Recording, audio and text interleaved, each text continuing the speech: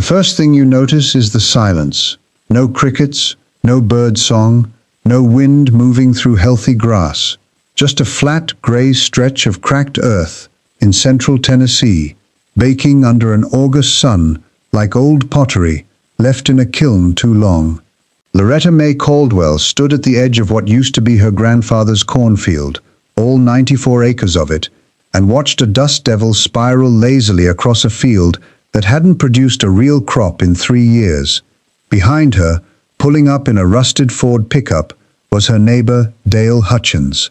He rolled down his window, surveyed the emptiness, and said the thing that Loretta would never quite forget. "You know, May, some land just gives up." He drove on before she could answer. She stood there a little longer, hands on her hips, jaw tight. Then she pulled out her phone and called the one person she'd been putting off calling for weeks. "Earl," she said, "I need those chickens. There are 3 things that will stick with you after watching this story. First, Loretta had no farming degree, no trust fund, and no backup plan. Second, when those chickens arrived, everyone in Harwick County thought she had completely lost her mind. Third, within a year, soil scientists would be driving out to her farm to take notes. But we're getting ahead of ourselves. If you believe ordinary people can change extraordinary things, subscribe to this channel. Drop a comment and tell us where in the world you're watching from. We genuinely love knowing. Now let's go back to a dying farm and find out why an entire county laughed at the decision that changed everything.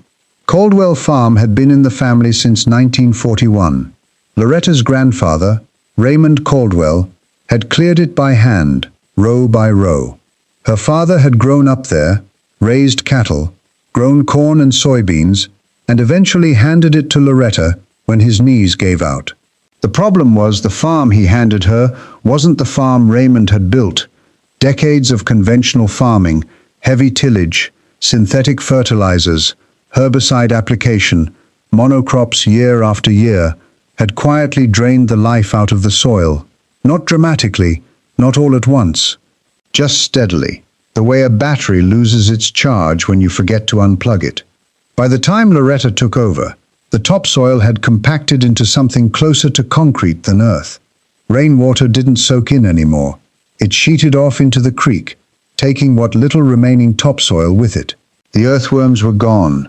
The beetles were gone. The mycorrhizal fungi, the underground fungal network that connects plant roots and passes nutrients between them, had all but disappeared.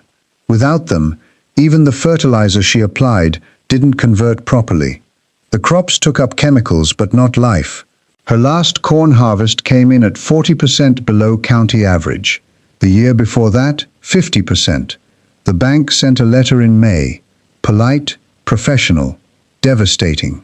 Earl Dempsey was 71 years old and had spent 40 of those years farming 200 acres, about 12 miles east of Harwick. He wasn't flashy, he didn't have a podcast. He drove the same truck he'd bought in 2003 and wore the same canvas cap every single day. But his soil was different. When Loretta walked Earl's fields for the first time, she sank slightly with each step. The ground was soft, alive.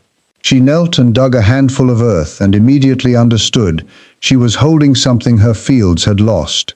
"There are more living organisms in 1 teaspoon of healthy soil," Earl said, crouching beside her, "than there are people on this planet." She looked at what she was holding. Dark, moist, smelling faintly of rain and forest floor. "How?" Earl smiled. "Chickens partly." Here's what Earl explained that afternoon, in the way only a man who's watched it happen slowly over decades can explain it. Chickens do something machines and chemicals cannot. They scratch. When chickens move across land, their feet break up the surface, aerating compacted soil and exposing the top layer to oxygen. Their manure, rich in nitrogen, phosphorus, and potassium, breaks down quickly and feeds the microorganisms living in the soil. Those microorganisms, in turn, begin rebuilding the biological ecosystem underground. Fungi networks regenerate. Earthworms return to follow the organic matter. As earthworms tunnel, They create channels for water to penetrate deep into the ground rather than running off. The key, Earl explained, was rotation. You couldn't just dump chickens on a field and walk away. You moved them. Every few days, you shifted the flock to a new section using portable pens, what farmers call chicken tractors, so no single patch was over-scratched or over-fertilized. Then you planted cover crops, clover, rye, turnips, in the sections the chickens had just worked. The roots of those crops held the soil together, added carbon back into the ground, and gave the microbial life something to feed on as it rebuilt. It was slow, it was patient, and it worked. But Earl, Loretta said carefully, everyone's going to think I've gone off the deep end. Earl just shrugged. They thought the same thing about me. She ordered 40 laying hens and 12 meat birds that same week. By the time the trailer pulled into her driveway, half of Harwick County seemed to know about it. At Henderson's Feed and Farm Supply on Route 9, where farmers gathered most mornings the way people gather in barbershops, the conversation didn't stay kind for long. Loretta made the mistake of stopping in herself that first week. She'd barely pushed through the door before she heard it. Well, here she is. The chicken farmer. A few men at the counter turned. Some smirked. One, a large man named Gary Pruitt, who ran a conventional operation 2 counties over and never let anyone forget it, let out a slow, deliberate laugh and shook his head like he was watching someone try to bail out a sinking boat with a coffee cup. Loretta, I've got 50 acres that aren't doing much either. Should I call a petting zoo? The laughter spread across the room. Not cruel exactly, but not kind either. The kind of laughter that assumes it already knows the ending. She bought her feed, kept her chin level, and left. Her cousin Barbara texted her a screenshot of a Facebook comment thread the same afternoon. She didn't read past the third entry. Her neighbor Dale Hutchins, the one who'd told her the land had given up, stopped by in person to give her what he called some friendly advice. The advice was that she should talk to the bank about selling before she lost everything on a chicken experiment. Even her younger brother, Curtis, called from Nashville with doubt barely disguised as concern. May, have you actually looked into this? Like, researched it? She had. But explaining soil biology to someone who doesn't want to believe it feels like trying to describe color to someone who's decided to keep their eyes closed. She thanked everyone for their concern and went back to work. 8 weeks in, something small happened. Loretta was moving the chicken tractors to a new section of the east field when she noticed the section she'd just vacated looked different. Slightly. The soil had a different texture around where the birds had scratched. Darker, looser. She knelt and dug in with her hand and pulled up an earthworm. One earthworm. Pink and fat and completely out of place in a field that had shown no signs of life in years. She sat back on her heels and laughed out loud. Alone, in a field, under a September sky. She called Earl. I found a worm. A pause on the line. Where? East Field, Section 3. 1 worm or more. She dug again with both hands. Several. She could hear him smiling. Keep going. Then October hit with a drought. 17 days without significant rainfall across the county. The corn stubble turned brittle. Dale Hutchins lost a hayfield entirely. The creek dropped below its banks, and then Loretta's well pump failed. She couldn't irrigate. She couldn't water the flock properly. She was suddenly managing a crisis with no backup funds, a bank payment due in 60 days, and 52 chickens depending on her. She called Earl.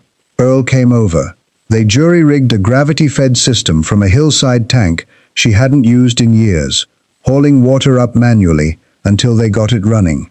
It took 3 days. She slept 4 hours a night, and in the middle of it she walked the fields to check on the cover crops and noticed something unexpected.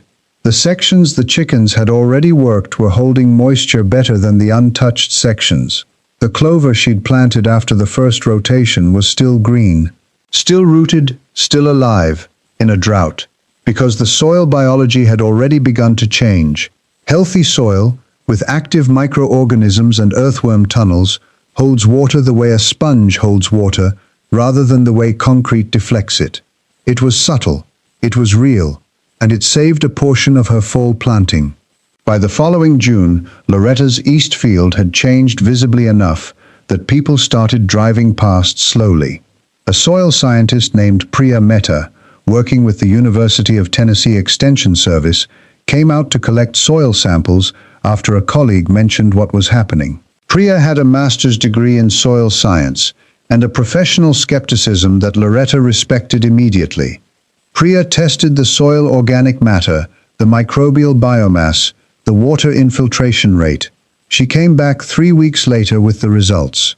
In just under a year, Priya said, standing in the east field, shoes sinking slightly into living ground, you've increased organic matter by almost a full percentage point. That normally takes years. The water infiltration rate, how fast water sinks into the soil rather than running off, had tripled. Earthworm counts per square foot had gone from near 0 to 11.